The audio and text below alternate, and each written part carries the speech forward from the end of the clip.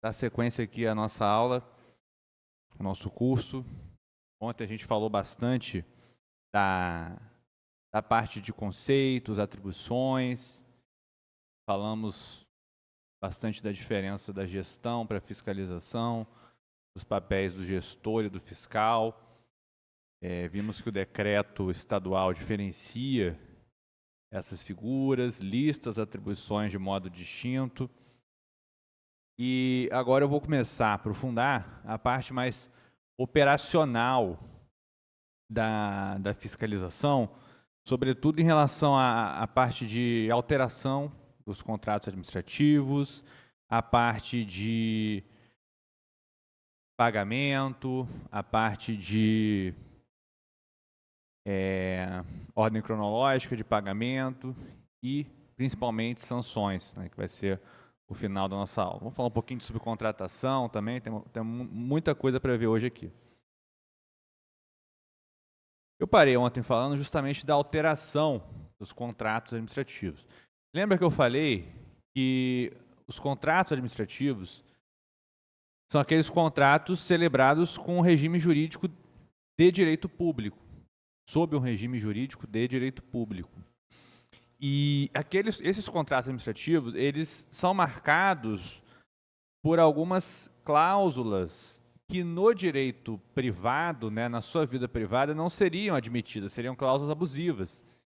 Mas num contrato administrativo elas são naturais, embora a doutrina mais recente tenha criticado essa noção, né, professor Diogo de Figueiredo, Gustavo Binemboim, mas predomina o entendimento de que ainda assim, os contratos administrativos são naturalmente marcados por cláusulas exorbitantes.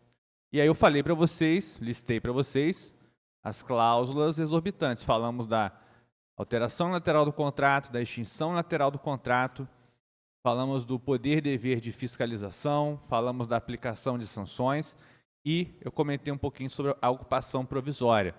São cláusulas que mostram essas prerrogativas da administração pública para atender o interesse público.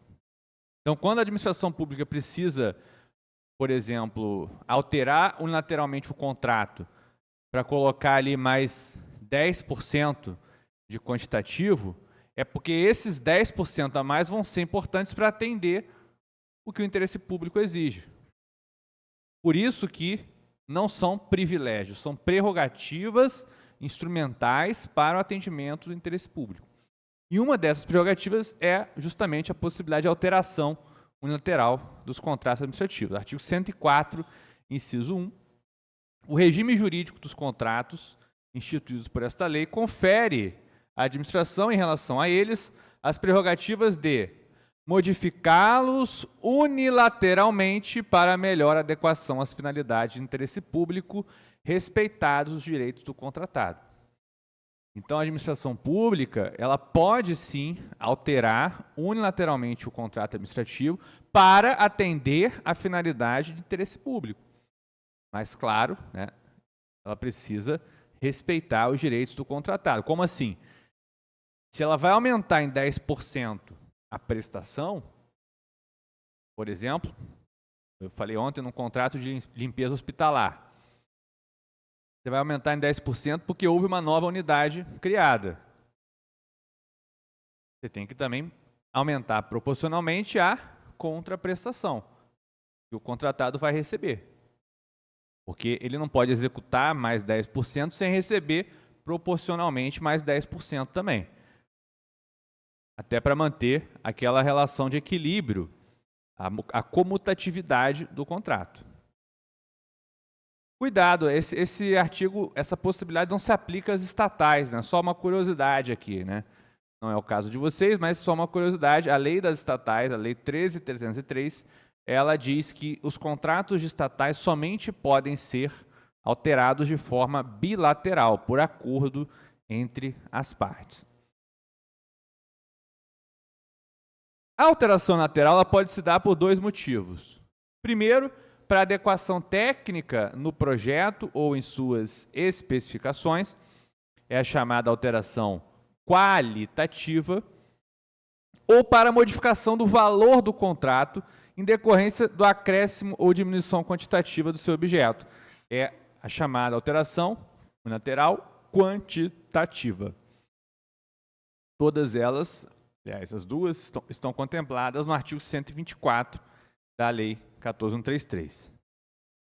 Olha só, artigo 124.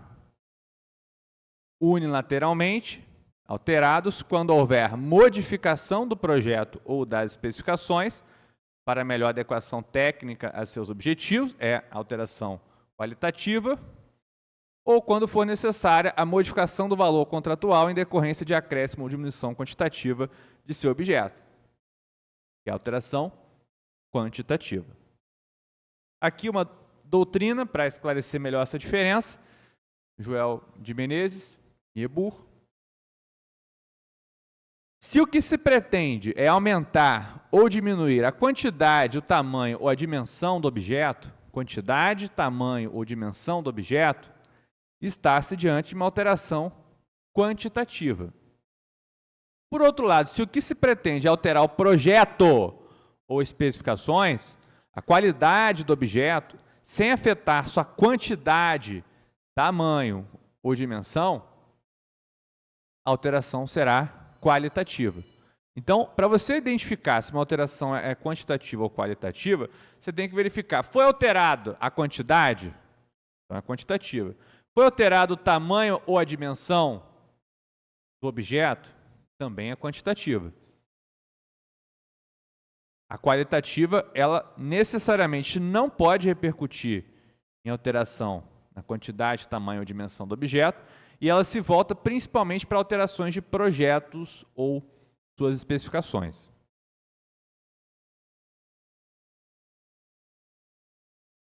Pessoal, o contrato administrativo ele é marcado por que a gente chama de mutabilidade. É uma característica importante também do contrato administrativo. Não estava naquele rol que eu citei para vocês, mas também é uma característica importante.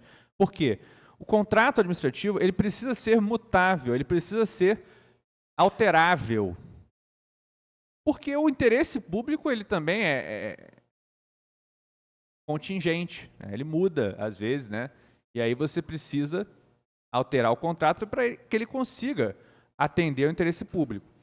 Então, de fato, a mutabilidade é uma característica importante dos contratos administrativos. Mas ela está sujeita a limites. Por quê? Porque aquele contrato, normalmente, né, ele foi oriundo de uma licitação. Você teve outros participantes apresentando suas propostas, especificando o valor para aquela contratação. Então, se você altera substancialmente, sem nenhum limite, o contrato, você está violando aquilo que foi licitado. Porque todo mundo apresentou proposta considerando aquela quantidade, aquele tamanho, a dimensão do objeto, considerando aquelas especificações. Então, você não pode admitir uma alteração substancial da própria natureza do objeto. Por isso que a lei traz limites. E o principal limite para essas alterações são os limites percentuais do artigo 125. Aqui são os mesmos limites da Lei 8.666, não temos aqui novidades, mas é importante a gente saber. Olha só o artigo 125. Nas alterações unilaterais, o contratado será obrigado a aceitar, nas mesmas condições contratuais, acréscimos ou supressões de até 25% do valor inicial atualizado do contrato, nos casos de obras, serviços ou compras. Então, regra geral, praticamente todos os casos vão se enquadrar nesse limite de 25%, tanto para acréscimos quanto para supressões. Eu não posso superar esse limite, como regra. E existe uma hipótese específica que você vai ter um plus ali de 50%, né? É o caso específico de reforma de edifício ou de equipamento. Reforma de edifício ou de equipamento. Nesse caso, o limite é de 50% para os seus acréscimos. Então vejam, por exemplo, você vai fazer uma reforma de um prédio. Precisa fazer uma alteração naquele contrato. Aí o limite pode ser de até 50% para os seus acréscimos. Mas é uma hipótese bem específica. Quase todos os casos vão seguir a regra dos 25%, tanto para acréscimos quanto para supressões. Diga.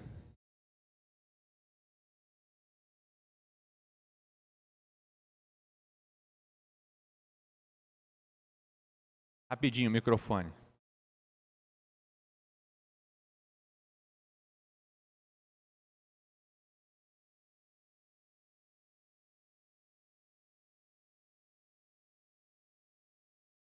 Tá funcionando? Tem que dar?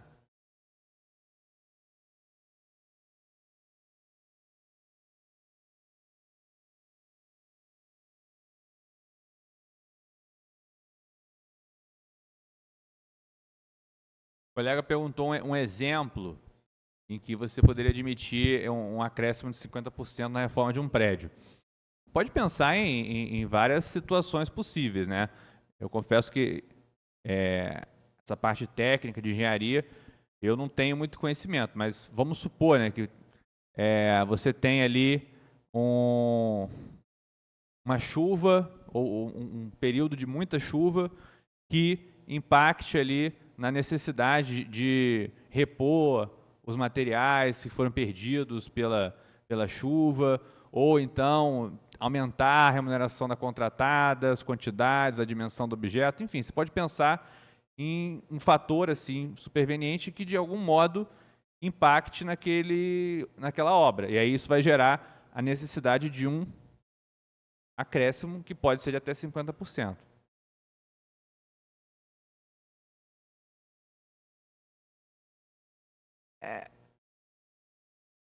Não, por quê? Porque aí você acha que já está substancialmente alterando o objeto. Você está ali fazendo um prédio, vai ter um bloco, por exemplo. Aí você, não, deixa eu acrescentar um anexo aqui. Aí é uma alteração já substancial. Eu acho que isso poderia gerar algum tipo de questionamento. Eu acho que são situações, tem que pensar situações assim, em que você imagine que o objeto não vai ser alterado, mas você precisa, por exemplo, aumentar as quantidades, por exemplo, material de construção. Vou pensar num outro exemplo aqui, né? Você está fazendo a reforma do prédio e aí se descobre ali uma condição geológica que vai gerar necessidade de você fazer uma intervenção que vai aumentar o valor do contrato. Você pode justificar, né? Porque você não está alterando o objeto, né? Está dentro do escopo do objeto, e isso poderia justificar, seria razoável você pensar. Você pode pensar em várias situações, desde que você não altere a substância daquilo que foi licitado. Alguma dúvida? Esses limites se aplicam tanto às alterações quantitativas quanto às qualitativas. O TCU, seguindo a doutrina majoritária, entendeu, e a PGE também editou enunciado nesse sentido, dizendo que sim, se aplica tanto às alterações quantitativas quanto às alterações qualitativas.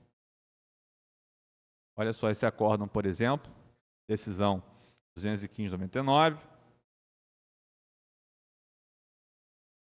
justamente dizendo que tanto as alterações contratuais quantitativas quanto as qualitativas estão sujeitas aos limites do artigo antigo, né, artigo 65 da Lei 8666. Agora é o 125. Só que essa mesma decisão 215, ela traz uma exceção, em que você pode superar excepcionalmente esses limites. Só que é uma exceção bem excepcional, porque ela vai delimitar aqui alguns pressupostos e, inicialmente, exige-se que essa alteração seja consensual, então não pode ser uma alteração unilateral, imposta ao contratado, acima de 25%, tem que ser consensual, e tem que ser qualitativa, não pode impactar na quantidade, tamanho ou dimensão do objeto. E, além disso, você tem que justificar com base em todos esses pressupostos aqui. Eu não vou ler todos, porque são vários, mas, por exemplo, não ocasionar transfiguração do objeto originalmente contratado, não possibilitar a execução contratual, porque às vezes você pode fazer uma alteração qualitativa consensual de 50%, e o contratado não tem condições de cumprir aqueles 50%, e poderia, né, gerar inexecução contratual. Ser necessária a completa execução do objeto, ou seja, tem que ser altamente justificável. Enfim, são vários requisitos aqui que vocês podem depois ler no material, mas a ideia geral é altamente excepcional. Tem que ter uma robusta justificativa no sentido de superar esse limite e sempre partindo da ideia de que tem que ser uma alteração consensual e qualitativa. E aquilo que eu disse, independentemente de qualquer alteração que seja feita, você tem que respeitar a identidade do objeto. Você não pode transfigurar o objeto que foi licitado. Olha só o artigo 125. As alterações laterais não poderão transfigurar o objeto da contratação.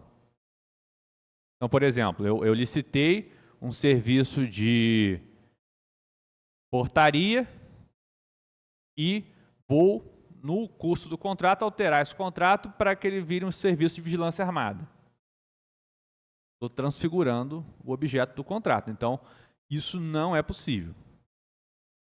O TCU já vedava.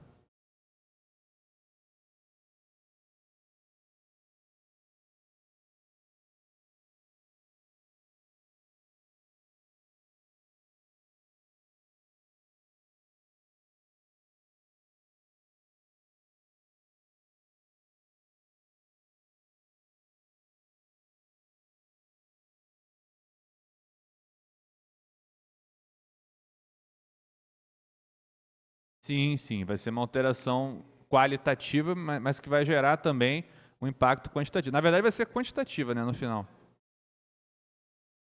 Porque não é só você alterar o projeto para entender que é uma alteração qualitativa. Você, além de alterar o projeto, essa alteração não pode impactar nas quantidades, tamanho e dimensão do objeto. Porque se impactar, vai ser uma quantitativa e aí está sujeito aos limites do 125, né? Limite de 25%, a não ser que seja o caso específico de reforma de edifício e equipamento, que pode ser até de 50%.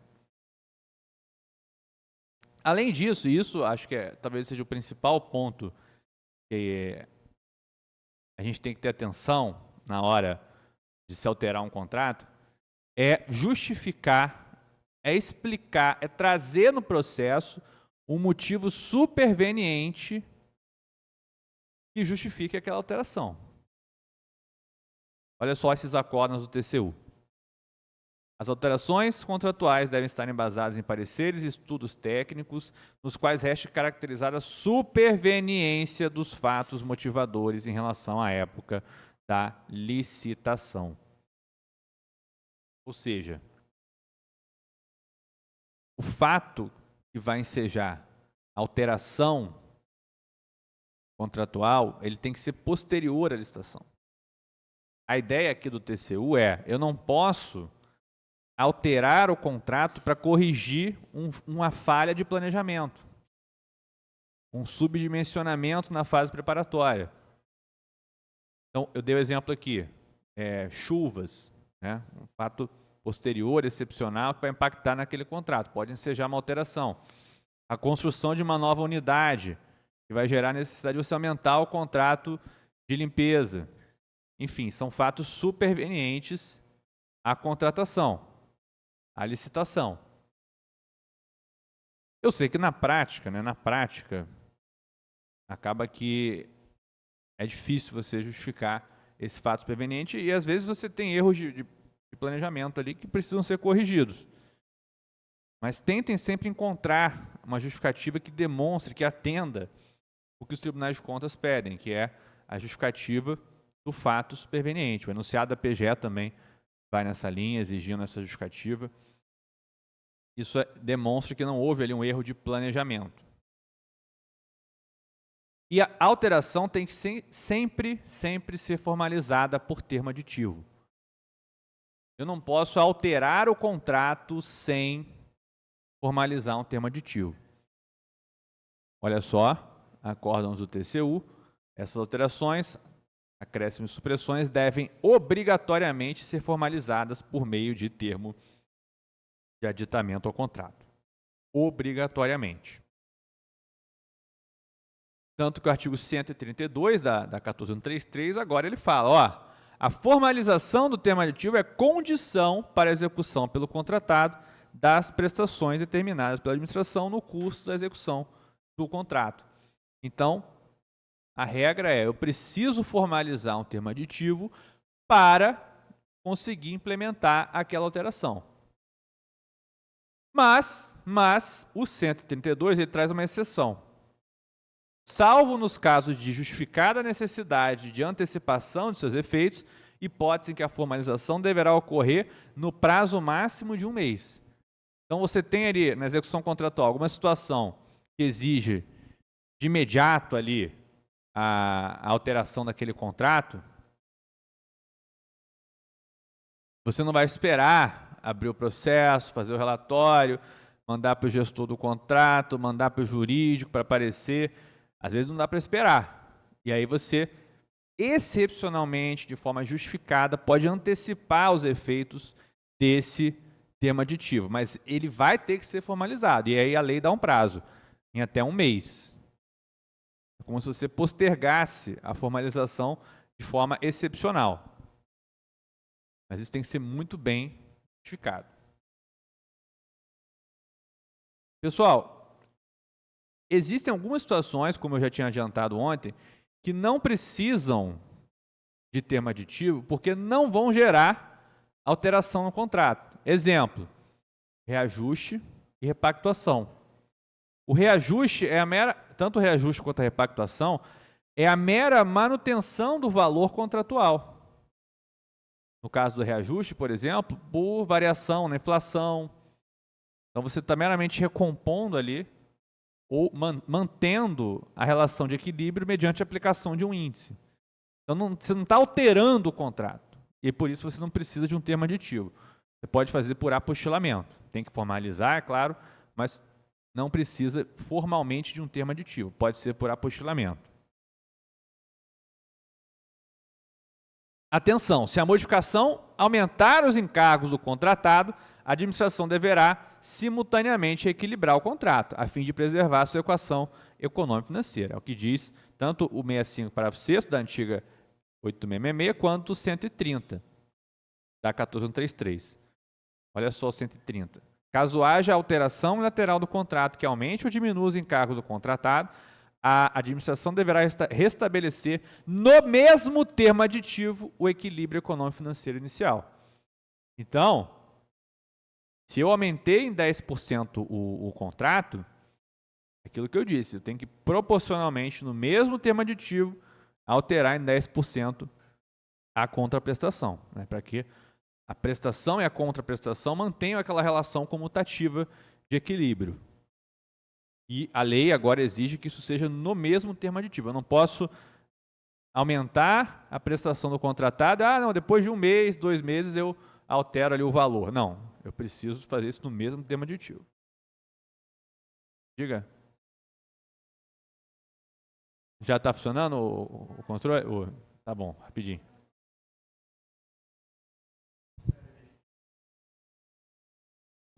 O colega perguntou se isso fere a legítima expectativa. Mas em que sentido, assim, você diz? Porque ele licitou para vender 100. Aí a administração, em um dado momento posterior, por alteração unilateral, fala, não, eu vou comprar só 75. Você licitou 100, e aí você altera para só 75. Está dentro do limite, né? 25%. É uma prerrogativa da administração. Acho que isso não fere a legítima expectativa, porque já existe essa possibilidade em lei, né? A lei já traz essa possibilidade e, em tese, quem participa de uma licitação já precifica isso na proposta. Eu sei que a administração vai poder alterar, inclusive para menos o contrato, é uma prerrogativa dela, a lei permite, então já vou precificar isso aqui, vou botar uma proposta maior. Enfim, a ideia é que o contratado ele já antecipe isso na licitação. Então, eu não acho que haveria uma violação à legítima expectativa, até porque se justifica dentro dessa lógica de uma prerrogativa vocacionada para atender o interesse público. A administração não pode reduzir arbitrariamente em 25%. Como eu disse, ela precisa justificar, ela tem que fundamentar num fato superveniente. Ela não pode chegar e cortar ali do nada esse contrato. Mais alguém? Diga. Ah, peraí, o controle, o microfone.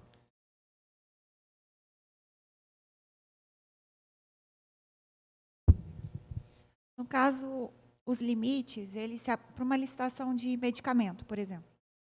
A gente tem vários itens. Os limites eles estão relacionados com o valor total do contrato, ou eu tenho uma ligação com o quantitativo de item previsto. Por exemplo, compro um processo de medicamento em que eu compro 100 mil reais. Só que foi previsto, em termos de quantidade para aquele medicamento, de pirona, só 10 unidades. E aí lá na frente eu vejo que eu preciso aditivar 25%, que daria, por exemplo, 50 unidades de pirona. Então eu ultrapassei o quantitativo daquele item, mas eu estou dentro do valor total do contrato. Entendi a dúvida. Esse limite, ele é por item. Por quê?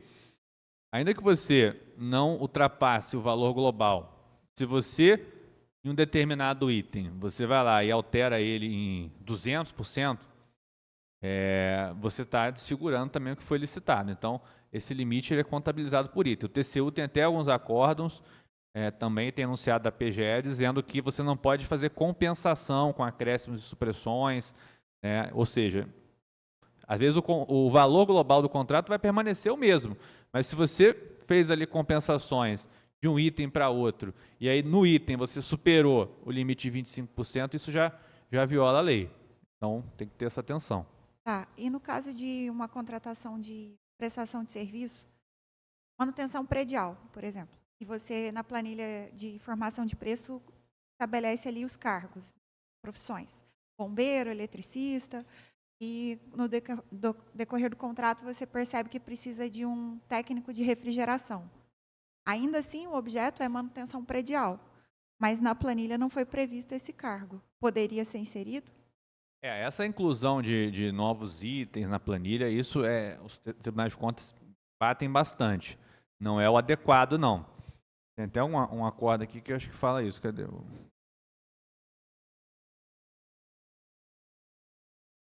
Aqui, é mais voltado para a obra, né? Mas acho que a lógica se aplica, esse segundo aqui. É regular a alteração contratual para incluir no instrumento pactuado serviços já previstos no edital com obrigação da contratada, mas que foram omitidos na planilha orçamentária da obra. Só se admite alteração quantitativa ou qualitativa decorrente de fato superveniente à celebração do contrato. Nesse caso, acho que se você não dimensionou essa categoria antes, isso pode até evidenciar uma falha ali na fase preparatória.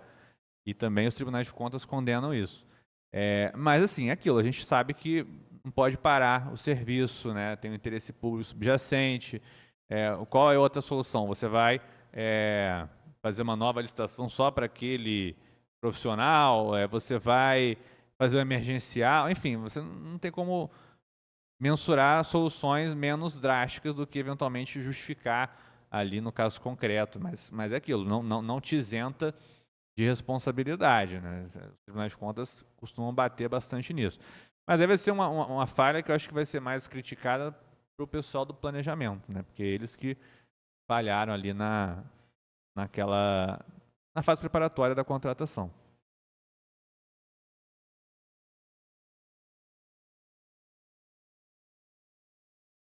E atenção, pessoal, falei do exemplo de aumentar os encargos do contratado e com a consequente necessidade de você aumentar também o valor do contrato, mas isso também vale para menos. Então, se você suprimiu uma parte do objeto do contrato, também vai ter que diminuir a remuneração do contratado proporcionalmente. Vamos supor que a UERJ fechou uma unidade, né, que estava contemplada ali no contrato, por motivos quaisquer. Né? Mas é um motivo superveniente que vai impactar naquele meu contrato de limpeza. Então, isso também vai diminuir o valor do contrato. O contratado não tem o direito de se ver ali com o mesmo valor. Né? Se houver uma diminuição na prestação, vai diminuir também a contraprestação. O equilíbrio é uma via de mão dupla. Além da alteração bilateral, eu posso ter além da alteração unilateral, eu posso ter também alteração bilateral. Aqui não é uma cláusula exorbitante. Aqui você tem um acordo entre as partes para alterar aquele contrato. Artigo 124, inciso 2. O contrato pode ser alterado por acordo entre as partes e ele vai listar algumas situações. Quando for conveniente a substituição da garantia de execução, o contratado, de repente, ele fez um depósito calção e ele quer mudar isso no custo do contrato para um seguro-garantia. Ele pode fazer isso? Pode, né? Desde que a administração concorde, isso vai ser feito no termo aditivo, mas é possível essa alteração. E aqui só um parênteses. A garantia, o que a administração define é o percentual. Por exemplo, 5%. Agora, ela não pode determinar, impor qual é a modalidade, a forma de garantia do contratado. Ele que vai escolher isso. Se vai ser um depósito de calção, se vai ser uma fiança bancária, um seguro-garantia. A forma da garantia, a modalidade, ela é um direito do contratado escolher. Quando necessária a modificação do regime de execução da obra ou serviço, bem como do modo de fornecimento, em face da verificação técnica da inaplicabilidade dos termos contratuais originários. Aqui eu vou alterar o regime de execução, mas também eu tenho que justificar de forma robusta que aquele regime inicialmente previsto, ele não vai ser possível aplicar aqui na execução contratual. Então, por exemplo, eu mensurei um regime de empreitada por preço unitário. Aí eu verifico que isso não é aplicável no contrato, né? Eu justifico e poderia alterar para um regime de empreitada por preço global, por exemplo. Mas tem que ser muito bem justificável, demonstrando a verificação técnica da inaplicabilidade dos termos contratuais originários. Quando necessária, a modificação da forma de pagamento por imposição de circunstâncias supervenientes, mantido o valor inicial atualizado e vedada a antecipação do pagamento em relação ao cronograma físico-financeiro fixado sem a correspondente contraprestação de fornecimento de bens ou execução de obra ou de serviço. Então aqui eu vou mudar a forma de pagamento, de repente o prazo para pagamento, só que também precisa demonstrar circunstâncias supervenientes para justificar essa alteração. E o mais importante, eu não posso prever por termo aditivo pagamento antecipado. Por quê? O pagamento antecipado ele tem que sempre ser feito, tem que ser previsto já de início, né? A licitação já tem que contemplar essa possibilidade e sempre de forma excepcional e justificada. Por quê? Porque a regra é o pagamento ser a última etapa da despesa.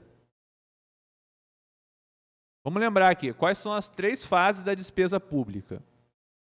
Empenho, liquidação e pagamento. Empenho, liquidação e pagamento. Então, eu primeiro vou ter o empenho da despesa, depois eu vou ter a liquidação, que é a verificação do direito do credor, por exemplo, se ele executou de fato o serviço, o fiscal, né, fazendo as medições, como a gente viu ontem. Então, ele vai verificar se de fato foi executado o que o contrato exigia. Aí, só então, vai ser feito o pagamento. Então, a regra é essa. 145 caput da lei vai nessa linha. O artigo 62 da lei 4.320, que é a nossa lei de execução orçamentária, ela vai nessa linha também. Só que, excepcionalmente, a lei 14.133 permite, tal como o TCU já permitia também, o pagamento antecipado. Só que aí, excepcionalmente, olha só o 145, parágrafo 1º. A antecipação de pagamento somente será permitida se propiciar sensível economia de recursos ou se representar condição indispensável para a obtenção do bem ou para a prestação do serviço, hipótese que deverá ser previamente justificada no processo licitatório e expressamente prevista no edital de licitação. Então, eu só posso ter pagamento antecipado se eu justificar sensível economia de recursos ou que é uma condição indispensável para obter aquele bem ou serviço. E, além disso, tem que estar previsto desde o início no edital. Desde o início. Não posso fazer isso por termo aditivo. Tanto que o TCU tem esse acórdão aí, o acórdão 1646 de 2003, dizendo que é proibido o termo aditivo prevendo antecipação de pagamento. Eu não posso, na execução contratual, prever pagamento antecipado, só desde o início e desde que justificado conforme 145, parágrafo 1º.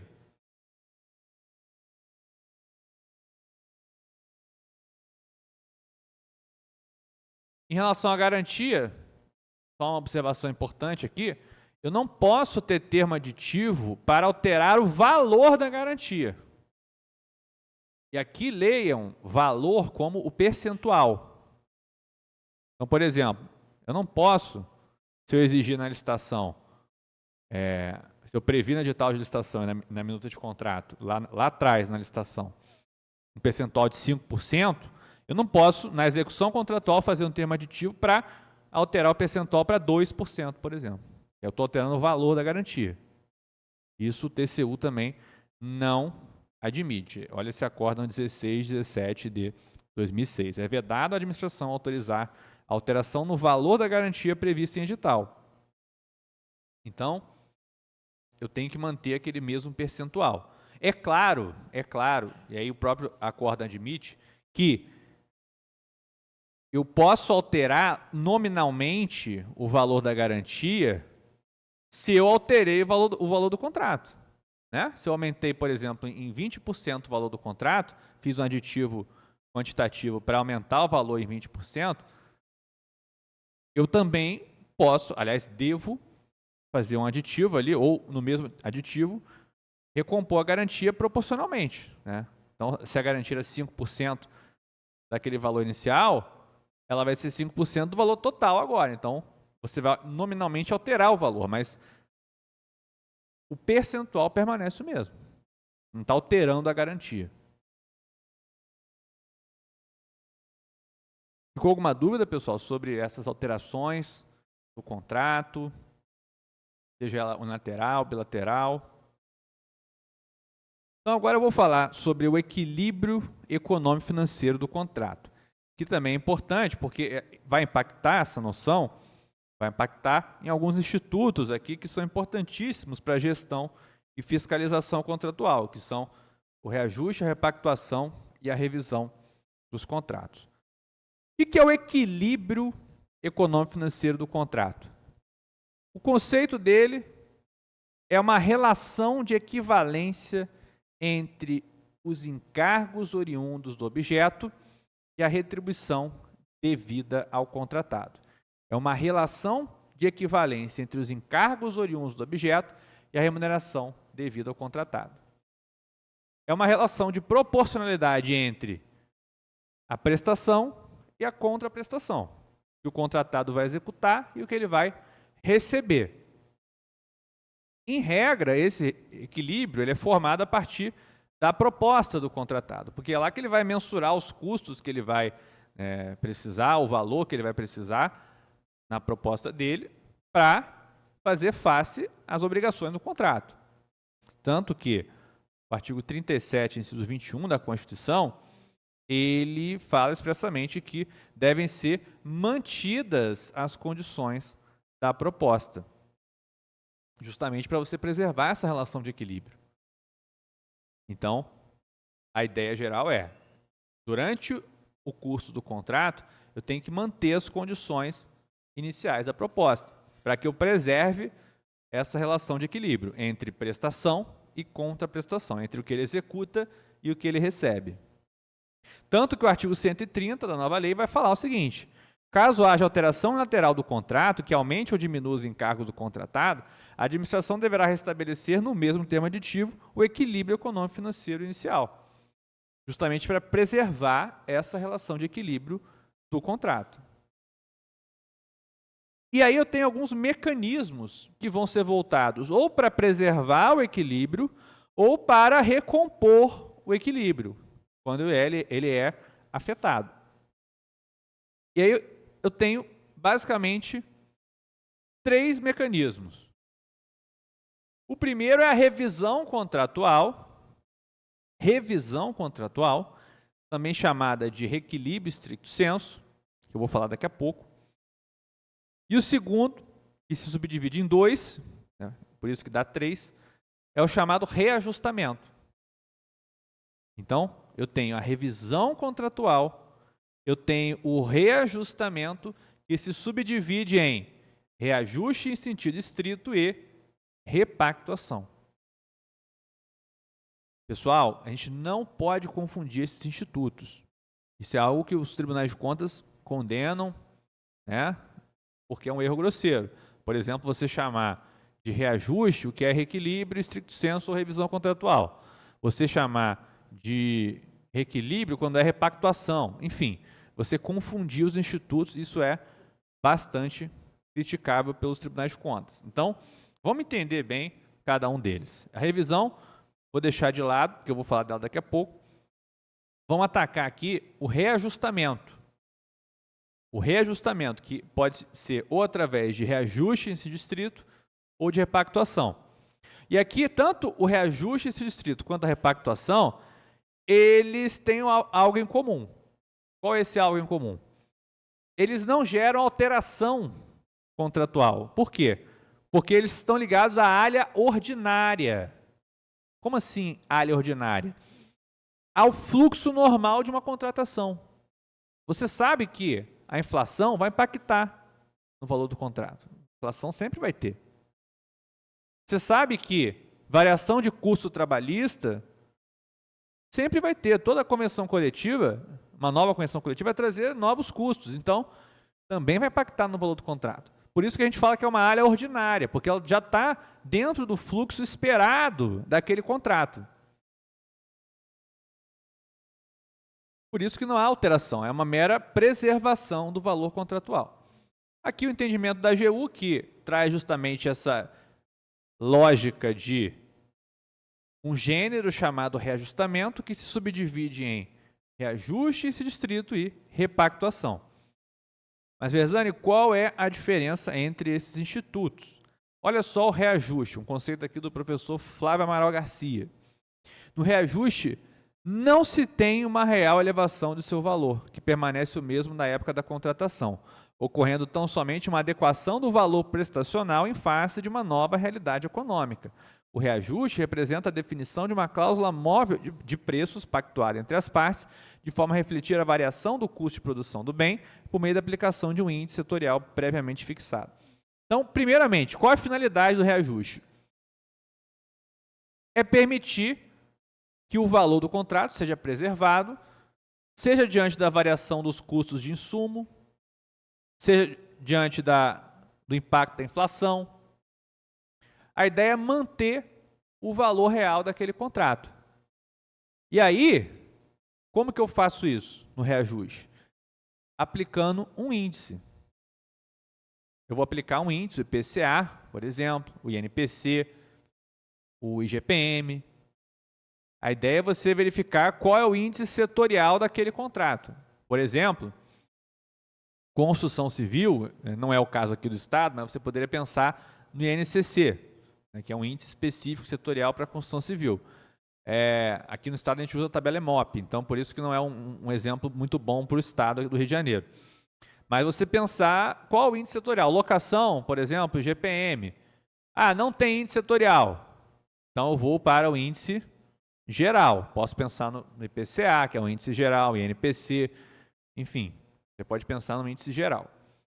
E aí eu aplico esse índice para recompor, para preservar o valor real daquele contrato, para que aquele valor não se torne defasado diante do aumento dos custos de insumo.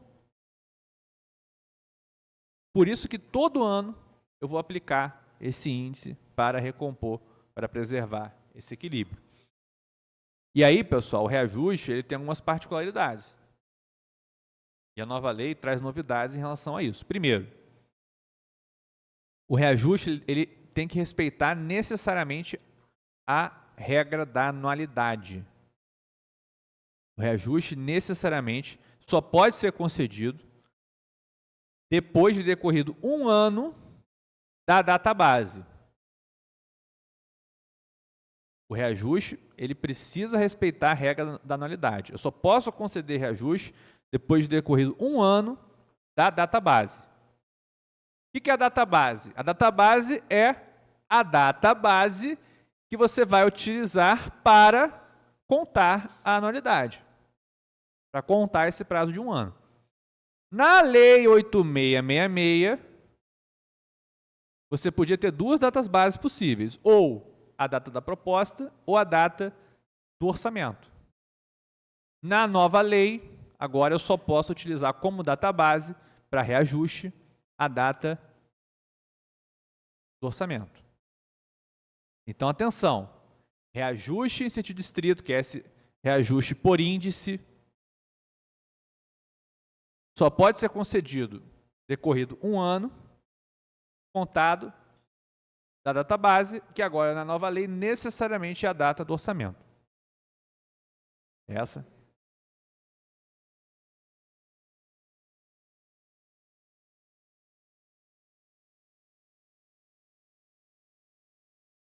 Rapidinho, aí é melhor falar no microfone. Espera aí, troca aqui. Foi. Então, o contrato, o orçamento é de janeiro desse ano, um exemplo. E o contrato, ele teve início em agosto. Então, ou seja, no meu entendimento, a empresa começou a mobilizar as coisas a partir do início do contrato. Na hora de reajustá-lo, vai considerar lá do orçamento, que foi em janeiro, ou da assinatura do contrato? De janeiro. Janeiro. Por quê? Porque a data da assinatura do contrato, isso tem até um acordo do TCU do ano passado, porque no município do Rio, eles utilizavam a data da assinatura do contrato como parâmetro. Aí o TCU falou, tá errado. Por quê? Você só pode ter 2 possíveis marcos na Lei 866, ou a data da proposta ou a data do orçamento. Então, escolhe aí, um dos 2. Agora, com a nova lei, é só a data do orçamento. E aí ele condenou o município do Rio porque eles estavam usando a data da assinatura do contrato. Então, ele apontou que era um erro, né? Considerar a data da assinatura. Por quê? Porque a data do orçamento é que vai ser ali a fotografia do momento em que você estima os custos daquela contratação. É claro que depois ele vai precificar na proposta um outro valor, você vai ter disputa, ele vai abaixar o preço, mas a data do orçamento é que marca ali quais são os custos estimados para a contratação, os custos de mercado, que é o que interessa para fins de reajuste. E aí, por isso que você vai contar sempre da data do orçamento. Sempre.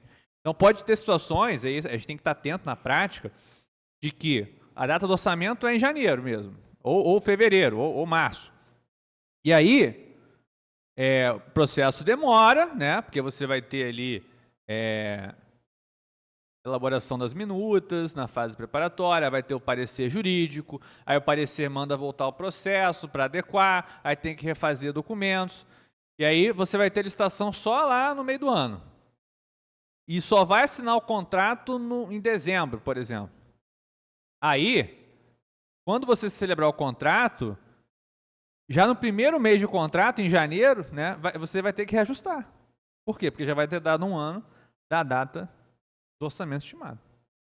Então, são situações que podem acontecer na prática. A gente tem que estar atento a isso. E o reajuste, pessoal, lembre-se, é sempre através de índice. Índice que tem que estar previsto no edital. Eu falei isso ontem. É uma cláusula obrigatória do contrato você estabelecer qual é o índice que vai ser aplicável para fins de reajuste. Diga. Microfone.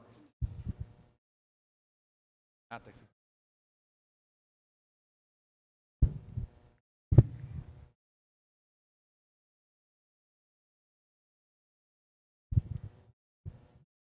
Bom dia. Esse reajuste ele só pode ocorrer, ou a readequação, só pode ocorrer após a assinatura do contrato, né? E tem alguns processos, a gente passou recentemente por um processo de aquisição de materiais para laboratório, em que a fase da cotação de preço até a homologação do vencedor demorou praticamente um ano.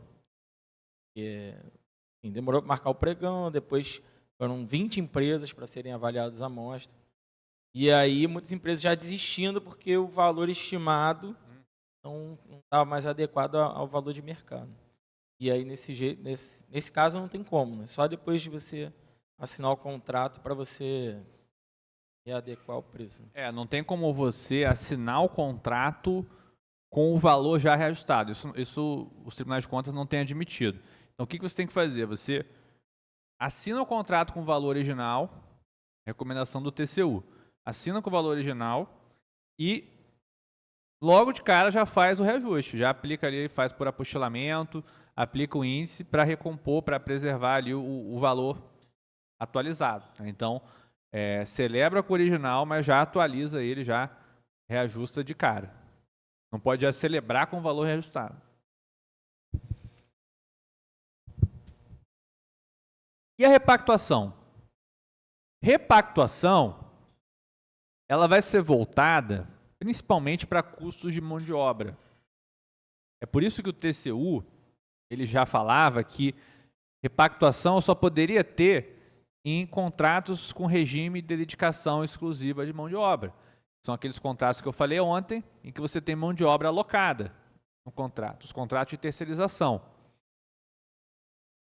E qual que é a diferença da repactuação aqui, além dessa, para o reajuste? A repactuação não é por índice. Você não faz repactuação por índice. Repactuação precisa ser feita a partir da demonstração analítica da variação dos custos do contrato. Então, você vai ter que pegar a planilha de custos e verificar item por item quanto variou. Salário base do empregado, ou adicional noturno, custo do uniforme, é um custo também do contrato, luva do uniforme. Sim, é uma possibilidade de você ter essa alteração do custo de mão de obra, só que você não vai ter só custo de mão de obra nesse contrato, você tem vários custos, você tem custo de mão de obra, tem custo de insumos, você tem vários custos, aí você tem que pegar essa planilha toda, que vai estar ali, aliás, espera-se que ela tenha sido lançada junto com o edital, pegar e ver quanto que variou.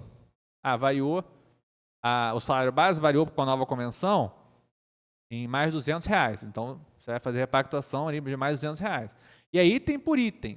Item por item. Porque se, por exemplo, na época lá da licitação, o adicional noturno era de 50% por causa de uma convenção coletiva e depois abaixa para 30%, também vai ter que abaixar para menos. Então, precisa ter essa avaliação item por item.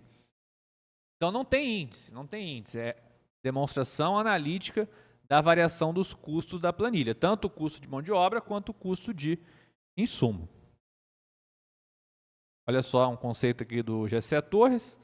Analisa-se pontualmente, item por item da planilha que sofreu alteração de custo e sua repercussão no valor contratual, respeitado o requisito da anualidade.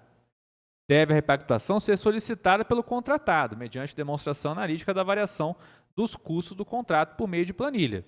E a administração cumpre certificar se ocorreu ou não a efetiva repercussão dos eventos tidos como majoradores dos custos do contrato. Isso é muito importante, porque a repactuação necessariamente precisa de um requerimento do contratado. Necessariamente. E, consequentemente, de uma resposta da administração.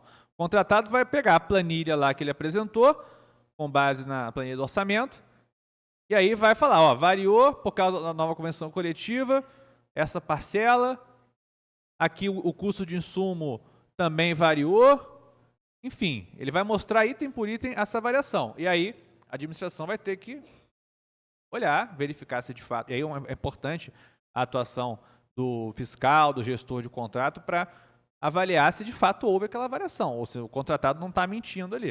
Ele vai ter que pegar a convenção coletiva, ele vai ter que analisar ali o mercado para verificar se houve essa variação dos insumos, ele vai ter que se certificar de fato se houve essa variação para concordar ou não com o pedido de repactuação. Aqui os conceitos da lei. A lei agora conceitua expressamente esses institutos, no artigo 6º. O reajustamento distrito é a forma de manutenção do equilíbrio econômico-financeiro consistente na aplicação do índice de correção monetária previsto no contrato, que deve retratar a variação efetiva do custo de produção, admitida a adoção de índices específicos ou setoriais. Então, reajuste, de novo, é a aplicação de índice. Aplicação de índice. E aqui tem uma expressãozinha que eu queria destacar para vocês para aprofundar um outro ponto aqui que eu acho interessante. Até uma corda do TCU também, que pode acontecer na prática. O que a lei fala? Ó, que esse índice deve retratar a variação efetiva do custo de produção. Porque pode acontecer do reajuste não ser suficiente para preservar o equilíbrio daquele contrato. E aí, o que pode acontecer? O contratado solicitar um reajuste e o reequilíbrio também. Porque aquele índice não foi suficiente para manter o equilíbrio do contrato. E aí, ele vai demonstrar, obviamente, que houve esse impacto, ele vai ter que demonstrar um evento superveniente, imprevisível, que demonstre a insuficiência daquele índice de reajuste, mas ele vai poder solicitar, além do reajuste, o reequilíbrio do contrato. Isso tem que ser muito bem calculado para você não ter ali um duplo cálculo, né? Você tem que descontar do cálculo do reequilíbrio, da revisão contratual, o que você concedeu já de reajuste, né? Para não você ter ali um duplo fato gerador sobre o mesmo valor. Então isso pode acontecer. O TCU admite isso, só que excepcionalmente.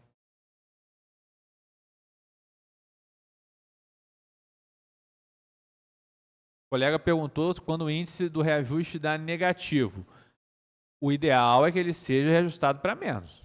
O ideal é que você tenha esse reajuste para menos, porque esse é um ponto importante. O equilíbrio ele não é um direito do contratado. O equilíbrio é uma premissa de justiça contratual. Ele serve tanto para o contratado quanto para a administração. Então, se a administração verificar que houve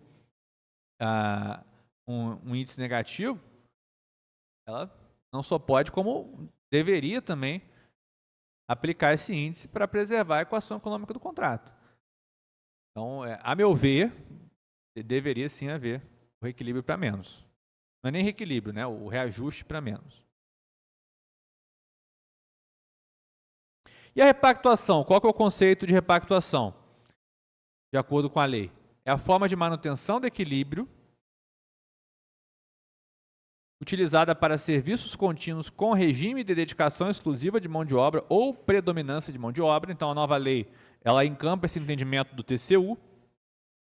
Tem que ser esses contratos em que você tem mão de obra predominante, devendo estar previsto no edital com data vinculada à apresentação das propostas para os custos de mercado e com data vinculada ao acordo de convenção coletiva ou dissídio coletivo, ao qual o orçamento esteja vinculado para os custos de mão de obra. Aqui você tem uma particularidade na repactuação. Tem um detalhezinho aqui. Você tem duas datas bases.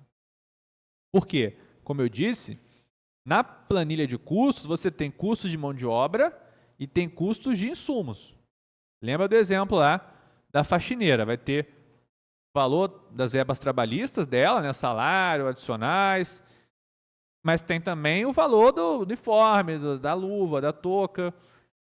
E aí, a lei separa as datas bases a depender de qual é a parcela. Se for insumo, a data base é a data da proposta. Se for custo trabalhista, a data base é a data do acordo ou convenção coletiva a qual o orçamento se referir. Então, muita atenção com isso, né? Na hora de você fazer esse cálculo, você tem que verificar se decorreu a database conforme a lei prevê. Então, esse é o reajuste e essa é a repactuação. Ambos integram esse gênero reajustamento. Mas eu tenho também a revisão contratual, também chamado de reequilíbrio stricto sensu. Você pode encontrar com esse nome em alguns livros, reequilíbrio stricto sensu, ou reequilíbrio em sentido estrito. Nada mais é do que a revisão contratual. Aqui, eu não estou olhando para a área ordinária. Eu não estou olhando para o fluxo normal da contratação. Por quê? Porque eu vou ter um evento superveniente, imprevisível ou previsível de consequências incalculáveis, que impacta naquele contrato.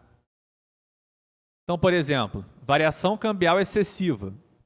O TCU já reconheceu que a variação cambial excessiva poderia gerar reequilíbrio. Por quê? Vamos supor, né, o dólar está ali flutuando entre 5, 5,20, aí num determinado ano vai para 7, 8 reais. Aí isso certamente vai impactar de modo excessivo naquele contrato. Claro, se ele estiver vinculado, né, de alguma forma, ou os insumos estiverem vinculados ao dólar. E aí, isso vai gerar necessidade de um reequilíbrio para você, diante desse fato superveniente imprevisível, ou previsível de consequências incalculáveis, você ter o reequilíbrio daquele contrato. Exemplo claro que a gente vivenciou foi na época da pandemia, né? Você teve vários contratos ali por um evento imprevisível, nesse caso imprevisível mesmo, que impactou naqueles contratos. Não só contratos de saúde, mas vários contratos que, de alguma forma, foram afetados. E aí o ponto mais importante no reequilíbrio stricto sensu, na revisão contratual, é você demonstrar essa área extraordinária, demonstrar esse evento superveniente, imprevisível, previsível de consequências incalculáveis e demonstrar o impacto dele no contrato. Porque não pode chegar, por exemplo, um fornecedor de material de escritório e chegar a pandemia, ou guerra na Ucrânia, ou, sei lá, guerra no Oriente Médio, e falar que isso está impactando no contrato dele. Ele vai ter que demonstrar. Por exemplo, impacto nos custos de insumo, tempo extraordinário, e de fato demonstre ali a onerosidade excessiva daquele evento no contrato. Então tem que haver uma demonstração efetiva e o cálculo pela administração, né? Ela vai ter que se certificar de que de fato houve essa variação. Microfone? Cadê o microfone? Rapidinho. Microfone, cadê?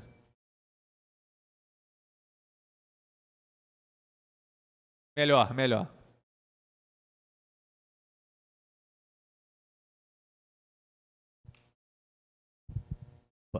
No caso de insumo, por exemplo, o álcool líquido que foi liberado para distribuição durante a pandemia e logo depois ele foi bloqueado de novo porque tem uma lei que não permite que se venda álcool líquido 70.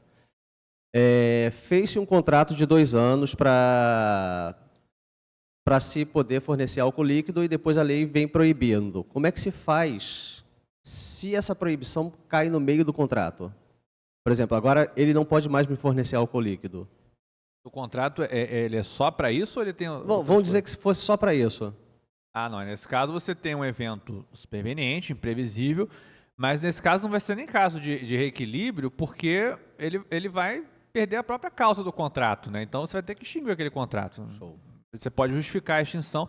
Aqui você vai aplicar a teoria da imprevisão também, que é um evento superveniente, imprevisível, uma lei superveniente, mas não para reequilibrar o contrato, e sim para extinguir.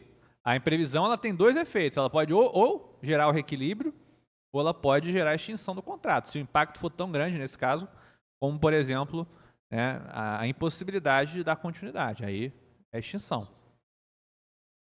Mais alguém?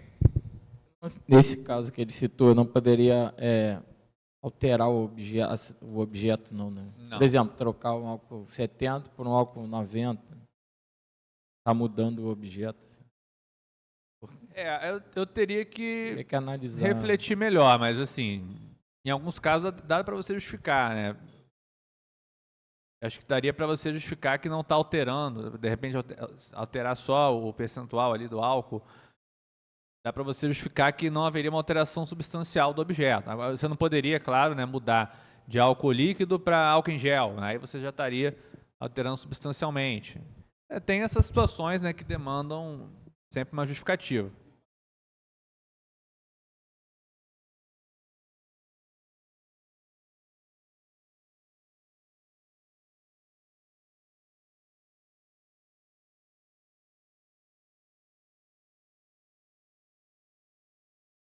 Não, mas no exemplo dele, era um contrato que tinha por objeto só isso.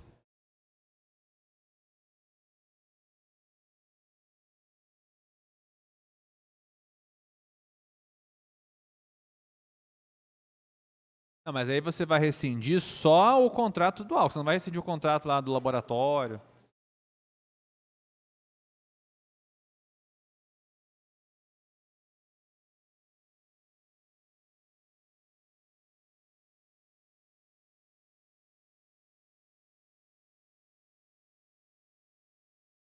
Ele deu um exemplo assim que, acho que foi só um exemplo mesmo, de que você tem uma situação que gera a impossibilidade de continuidade daquele contrato. Aí você tem que extinguir, porque não tem como você dar continuidade. Você não pode alterar ele substancialmente. Então não tem o que fazer. Reequilibrar não vai ser suficiente, porque não é um problema de preço, é um problema do próprio fornecimento. Então, se o contrato tiver por objeto só isso, aí de fato vai gerar extinção. O que eu perguntei, né? É só isso? Porque se for um item dentro de um contrato, aí não, aí você eventualmente vai fazer ali algum ajuste. Agora, contrato que tem por objeto só isso, acho que realmente não tem outra saída. A base para esse reequilíbrio está no artigo 124, inciso 2 da nova lei, a linha D. Olha só, os contratos regidos por essa lei poderão ser alterados com as devidas justificativas nos seguintes casos: por acordo entre as partes, para restabelecer o equilíbrio econômico-financeiro inicial do contrato, em caso de força maior, caso fortuito ou fato do príncipe, ou em decorrência de fatos imprevisíveis ou previsíveis de consequências incalculáveis que inviabilizem a execução do contrato, tal como pactuado, respeitado em qualquer caso a repartição objetiva de risco estabelecida no contrato. Então, olha só como esse artigo ele é importante e tem vários detalhes. Primeiro, a causa que vai ensejar o reequilíbrio, a revisão contratual. Quais são? Um caso fortuito, força maior, por exemplo, uma pandemia. Um fato do príncipe, que eu vou falar daqui a pouco, do fato do príncipe, é um ato do Estado que vai impactar naquele contrato. Um fato imprevisível ou previsível de consequências incalculáveis, do exemplo da variação cambial excessiva. E, além disso, além de você demonstrar qual é esse fato que vai gerar a necessidade de você reequilibrar o contrato, você tem que demonstrar que esse fato inviabiliza a execução do contrato tal como pactuado. Ou seja, o preço não pode se manter o mesmo. Ele necessariamente tem que ser reequilibrado. E atenção, a nova lei traz uma novidade aqui, falando que você tem que respeitar a repartição objetiva de riscos estabelecidos no contrato. Lembra que eu falei ontem da matriz de riscos, como uma cláusula obrigatória de alguns contratos, como, por exemplo, contratação integrada, semi-integrada, contratos de grande vulto, acima de 200 milhões de reais. Ou, não sendo um caso de aplicação obrigatória, mas o gestor quer, naquele caso, fazer uma matriz de risco e fez a matriz de riscos no contrato, você tem que observar ela no custo do contrato, no pedido de reequilíbrio. Né? Porque se, por exemplo, aquele risco foi alocado como um risco do contratado na matriz, ele não pode pedir reequilíbrio. Vou dar um exemplo. Variação cambial excessiva.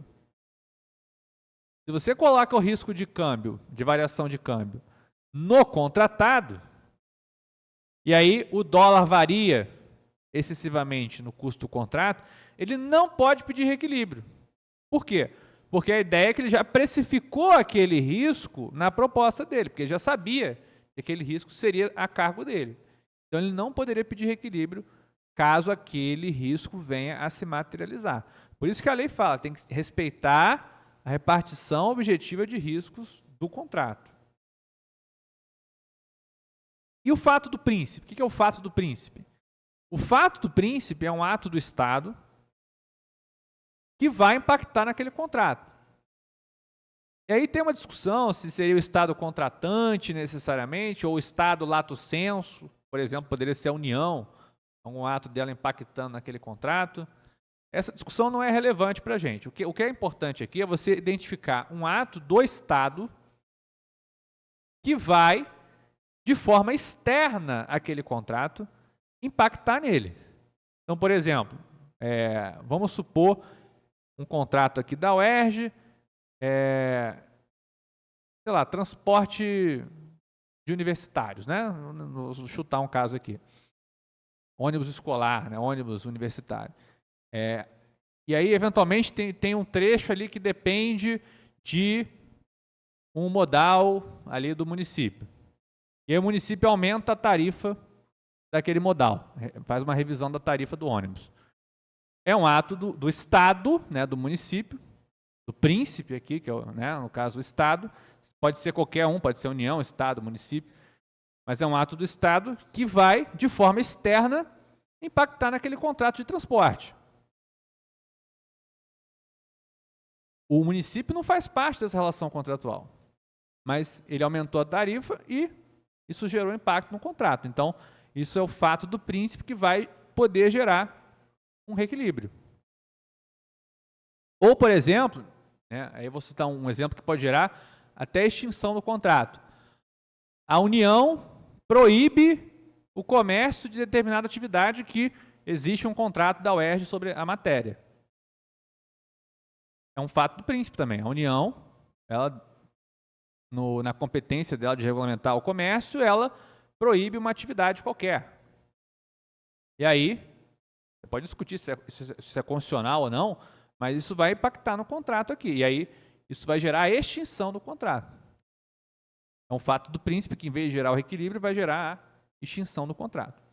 Então, a ideia é um ato do Estado, seja a União, o Estado do Rio de Janeiro, o município, que vai impactar de forma externa, porque não está na relação contratual, aquele contrato, que pode gerar o reequilíbrio ou pode gerar até a extinção do contrato. Artigo 134. Os preços contratados serão alterados para mais ou para menos, conforme o caso, se houver, após a data da apresentação da proposta, criação, alteração ou extinção de quaisquer tributos ou encargos legais, ou a superveniência de disposições legais com comprovada repercussão sobre os preços contratados. Aqui eu tenho uma base na lei para essa ideia de fato do príncipe. Porque, por exemplo, você tem aumento da carga tributária e aquilo vai impactar no contrato. Pode gerar reequilíbrio. Se for um impacto excessivo, pode gerar reequilíbrio pelo fato do príncipe. Ou uma superveniência de disposição legal também pode gerar essa necessidade de equilíbrio. Pessoal, temos uma dúvida do chat aqui. Deixa eu só ler para vocês. Sobre o hipotético exemplo do álcool 70, a possibilidade de alteração do objeto estaria vinculada necessariamente à observância da vantajosidade? Eu não acho que seria uma questão de vantajosidade. Eu acho que talvez estaria mais atrelado à própria continuidade do contrato. Eventualmente, se você puder alterar, justificar essa alteração. Eu vou alterar aqui do álcool 70 para um outro álcool líquido que é admitido. E aquele outro álcool, eventualmente, for um pouco mais caro e eu tiver que alterar quantitativamente aquele contrato, eu acho que isso pode ser justificado, ainda que não seja mais vantajoso. A vantajosidade pode até ser um critério, mas eu não acho que é o critério que vai determinar essa alteração. É mais a necessidade ou não de continuar aquele contrato. Não uma vantajosidade econômica, embora ela possa, sim, ser considerada.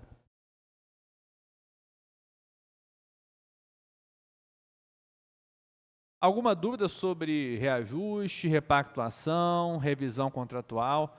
Pessoal, a gente não pode confundir esses institutos. Reajuste, aplicação de índice, respeitada a anualidade decorrente da database, que na nova lei é orçamento estimado. Repactuação, variação analítica dos custos do contrato, normalmente para contratos que envolvam custos de mão de obra. Lembra do exemplo da terceirização. E revisão contratual, ou reequilíbrio stricto sensu, é um evento superveniente, imprevisível, previsível de consequências incalculáveis, ou um fato do príncipe, que vai impactar de forma excessiva naquele contrato e vai gerar a necessidade de reequilibrá-lo. A repactuação, sim, ela tem anualidade. A revisão, não. A revisão, ela pode ocorrer a qualquer momento. Por quê? Porque é um evento superveniente, imprevisível. Se no primeiro mês de contrato ele acontecer, e isso gerar necessidade de reequilíbrio, pode acontecer. Imagine, por exemplo, um contrato que foi celebrado em fevereiro de 2020, né? Um mês antes da pandemia. Então, veio a pandemia, em março de 2020, já vai ter que equilibrar, se for o caso.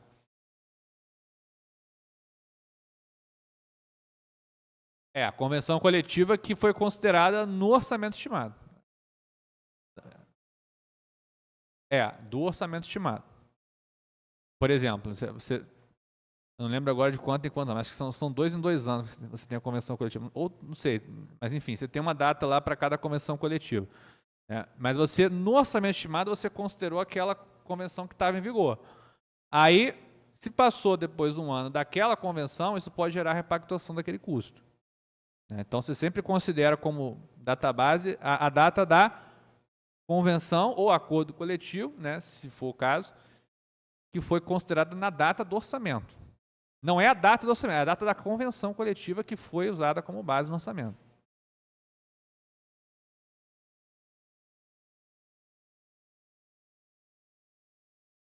Como assim? Não entendi.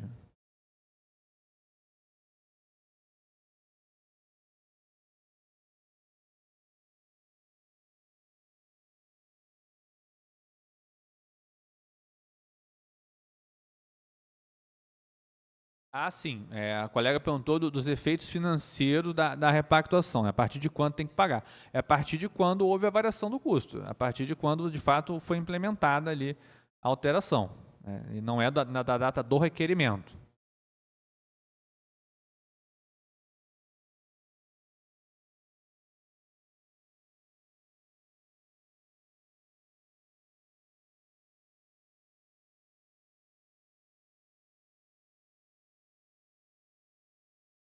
Não, ainda não. Por quê? Porque não tem uma nova convenção ainda. Então, você não teve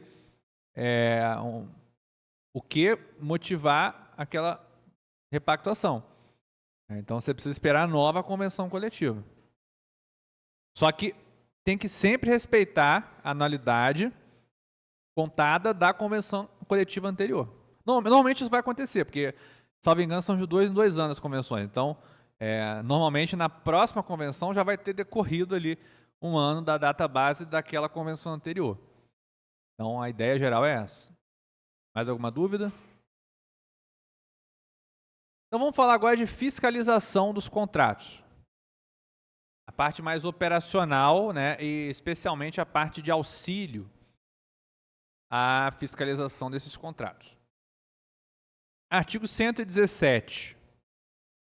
Artigo 117. A execução do contrato deverá ser acompanhada e fiscalizada por um ou mais fiscais do contrato, representantes da administração, especialmente designados, conforme requisitos estabelecidos no artigo 7º desta lei, ou pelos respectivos substitutos, permitida a contratação de terceiros para assisti-los e subsidiá-los com informações pertinentes a essa atribuição.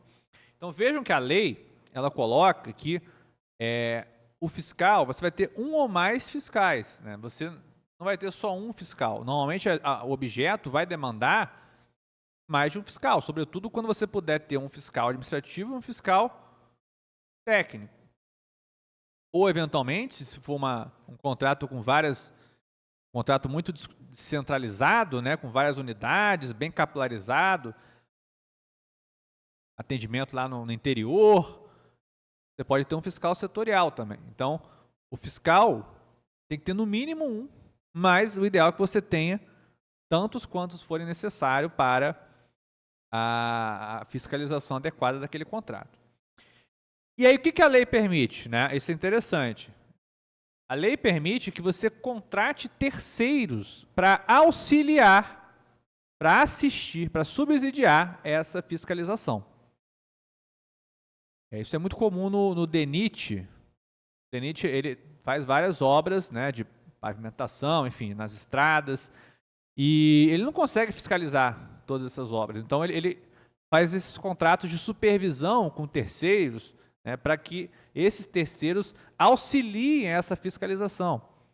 Ele não está delegando a fiscalização, ele está contratando um terceiro para subsidiar com informações para que ele exerça a fiscalização.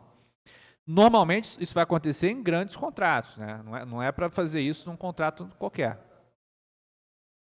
Vai ter que ser licitada essa contratação de uma empresa para assistir na fiscalização. Tem que ser licitada.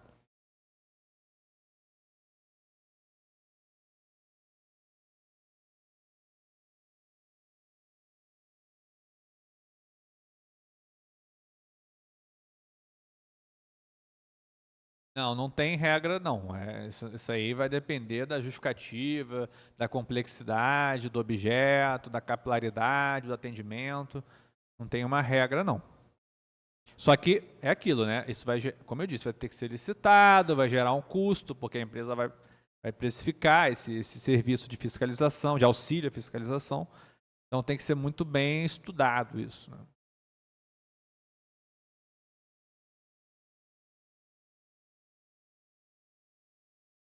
Não. Tem que ser outra. Não é aquela ideia da segregação de funções, né? O cara que fiscaliza vai ocultar ali todos os problemas. Sim. Por isso que não é um contrato para você sair fazendo, né, em qualquer objeto. Tem que ser algo bastante complexo, algo que gere essa necessidade de fato e justifique esse custo adicional.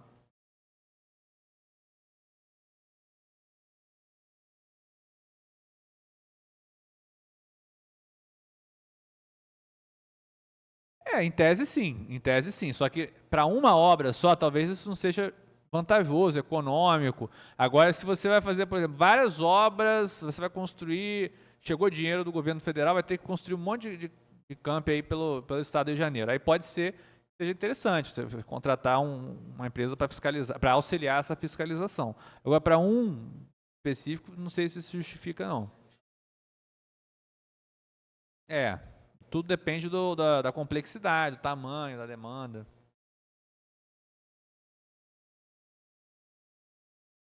Aí vai ter que ter um fiscal para aquele outro contrato também. Vai ter que ter o fiscal daquele contrato. Não é, por isso que eu estou falando, não é algo que a gente tem que usar corriqueiramente, não. Tem que ser muito bem justificado.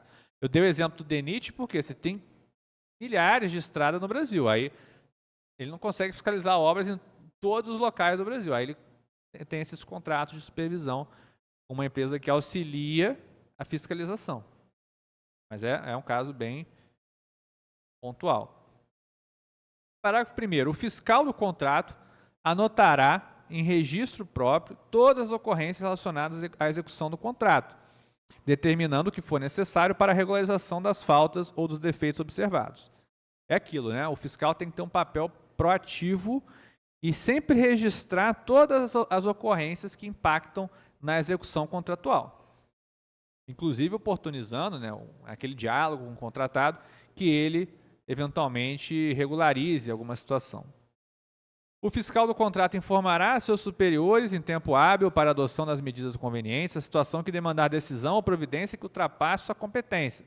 Lembra daquela situação, né, de que a situação, às vezes, foge à competência do fiscal. Aí ele precisa alçar a questão ao gestor do contrato ou até à autoridade competente, porque ele não tem competência para, por exemplo, abrir um processo sancionatório. Então, ele vai ter que alçar isso para outra esfera, né? E o fiscal do contrato será auxiliado pelos órgãos de assessoramento jurídico e de controle interno pela administração, que deverão dirimir dúvidas e subsidiá-los com informações relevantes para prevenir riscos na execução contratual.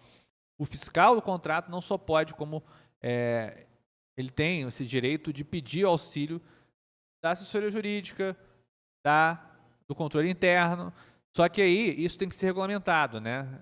Tem que ser regulamentado, dizendo como que vai ser feito esse auxílio. Vai ser através de uma solicitação por escrito, uma consulta. A ideia é que você tenha esse auxílio, mas o regulamento tem que dizer como que isso vai ser feito. Aqui o nosso decreto, o que ele fala, né? O nosso decreto 48.817. Artigo 12. Os órgãos e entidades da administração direta, autárquica e fundacional poderão constituir, sem aumento de despesa, um setor de apoio à gestão e fiscalização das contratações, que será responsável por assessorar o gestor em todas as funções, certificando do cumprimento de todas as obrigações contratuais, especialmente quanto ao correto cálculo e recolhimento das obrigações trabalhistas, previdenciárias e tributárias decorrentes do contrato, bem como pela elaboração dos cálculos relativos ao reajuste dos insumos e de mão de obra alocada com exclusividade no contrato. Qual que é a ideia aqui, né? Você tem muito problema com gestão e fiscalização de contratos, você pode constituir um setor especializado nisso, para que se auxilie os gestores e fiscais dos contratos, sobretudo com as instruções, apoio nos cálculos ali, sobretudo na parte de reajuste, repactuação, que gera mais dificuldade. Então, é interessante você ter esse setor de apoio e gestão, de apoio à gestão e fiscalização, né? Não é obrigatório, né, mas o decreto permite.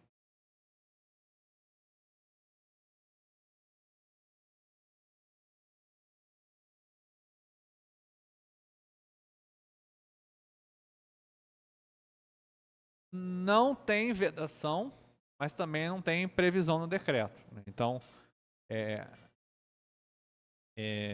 isso foi discutido bastante no comitê, né, na época da regulamentação desse decreto, mas acabou que a versão final não saiu com previsão de gratificação, de remuneração, mas nada impede que se crie na prática, né? Nada impede que... Mas aí isso vai ter que ser feito ali no órgão, né? Vai ter que verificar, a assessoria jurídica vai ter que verificar se isso, o regime de recuperação fiscal que a gente está vivendo no Rio de Janeiro comporta isso, enfim. Vai ter toda uma análise dessa questão do benefício, né? É um benefício remuneratório ali. Então, vai ter que ter uma análise bem cuidadosa disso. Vai ser por decreto isso, vai ser por lei, vai ter que ter uma lei para isso. Então, é um ponto que exige ali um certo estudo cada órgão e entidade. Mas no decreto não tem essa previsão, não.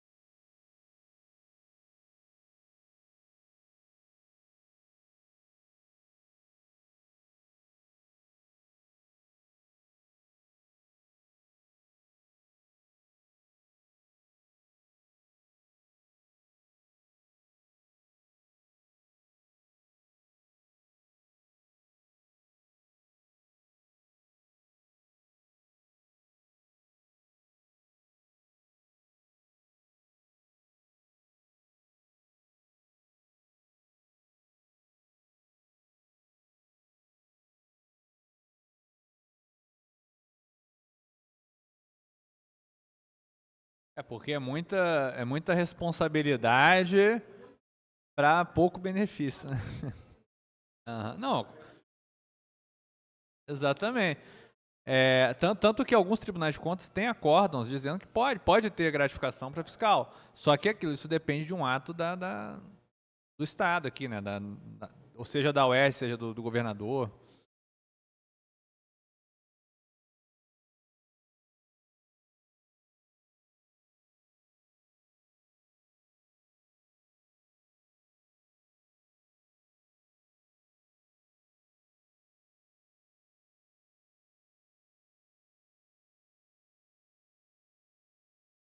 Ainda podendo ser responsabilizado se você não exercer bem a sua função. É uma função delicada mesmo. Não só isso, mas o agente de contratação também.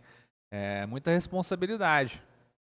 Então, é razoável você pensar, mas não é algo que vai ser feito de um dia para o outro. Mas tem que ser bem estudado, né? Sobretudo o impacto no eventual regime de recuperação fiscal, né, que a gente está aí vivendo. Então, vai que cria uma gratificação dessa, aí a União lá entende que isso viola o RRF e tira o Estado do regime. Enfim, aí é pior ainda. Né? A situação vai ser ainda pior. Mas eu concordo plenamente.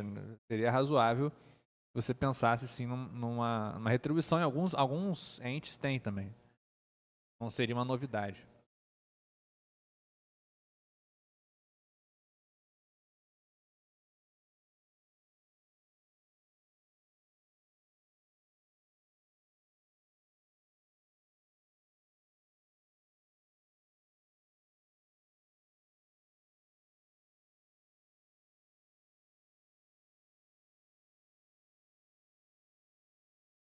É. É uma situação difícil mesmo, né? É fácil não. É o quê? Agente patrimonial. Ah, tá. Não pode recusar, né? Aí, pessoal, já tem coffee break lá? Como é que tá lá fora? Já? Então vamos tomar um café agora e depois a gente volta para falar de ANS e registro de ocorrência.